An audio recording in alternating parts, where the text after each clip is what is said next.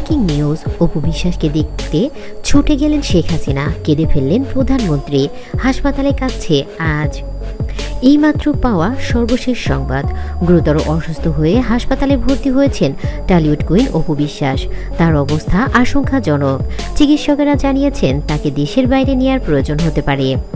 চিত্রজগতের প্রিয় মুখ, কোটি ভক্তদের প্রিয় নায়িকা অপু বিশ্বাস হঠাৎ করেই শারীরিক অবস্থার অবনতি হয় তার। পরিবারের সদস্যরা দ্রুত তাকে রাজধানীর একটি হাসপাতালে ভর্তি করেন। চিকিৎসকরা জানিয়েছেন অপু বিশ্বাসের শরীর দুর্বল হয়ে পড়েছে এবং বর্তমানে তিনি নিবিড় পর্যবেক্ষণে রয়েছেন। সারা দেশ জুড়ে ভক্তরা তার সুস্থতার জন্য দোয়া করছেন। ডাক্তাররা আরও বলেছেন, অনেক আগে থেকেই অপুর হাড়ের সমস্যা ছিল, কিন্তু সেটা আস্তে আস্তে অনেক বড় ধরনের হয়েছে। তাকে রিং পরানোও হতে পারে। তার হাড়ের অবস্থা একদমই ভালো না। এদিকে খবরটি পৌঁছায় দেশের রাজনৈতিক অঙ্গনেও। অবিশ্বাস্য হলেও সত্য, অপু বিশ্বাসের অসুস্থতার কথা শুনে সাবেক প্রধানমন্ত্রী, আওয়ামী লীগের সাবেক সভাপতি শেখ হাসিনা যখন শুনেছেন, তখন তিনি ইন্ডিয়া থেকে ছুটে এসেছেন। তিনি অপু বিশ্বাসের শয্যার পাশে দাঁড়িয়ে বেশ কিছুক্ষণ কথা বলে চিকিৎসকদের সাথে। চোখ ছিল মায়া, কণ্ঠে ছিল কষ্ট। তিনি বলেন, অপু আমার মেয়ের মতো, আমি তাকে সবসময় স্নেহ করি।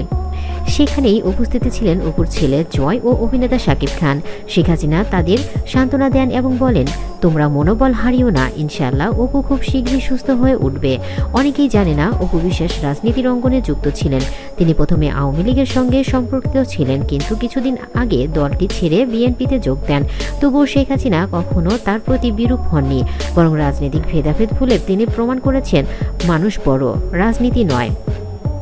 হাসপাতালে উপস্থিত প্রত্যক্ষদর্শীরা জানিয়েছেন, শেখ হাসিনা অপু বিশ্বাসের হাত ধরে অনেকক্ষণ নীরব ছিলেন। চোখের কোণে জমে থাকা অশ্রু মুছে দিয়ে তিনি বললেন, এই মেয়েটা অনেক কষ্ট করে এই জায়গায় এসেছে, ওর জন্য তোমরা সবাই দোয়া করো।